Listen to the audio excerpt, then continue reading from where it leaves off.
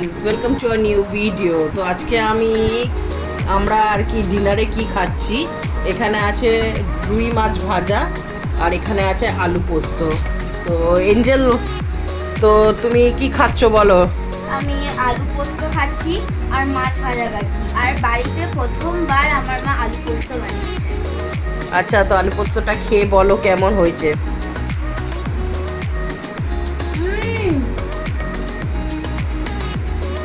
এত ভালো, এত ভালো, আমার এত ভালো লাগছে।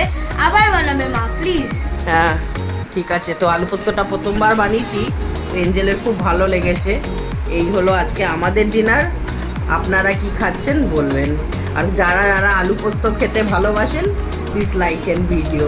আমি সেদিনকে আগের দিনে দেখে আপনাদেরকে ভিডিওতে দেখালাম যে আমি বানিয়েছি, কিন্তু টেস্টটা কেমন হয়েছিল রিভিউটা নেওয়া হয়নি।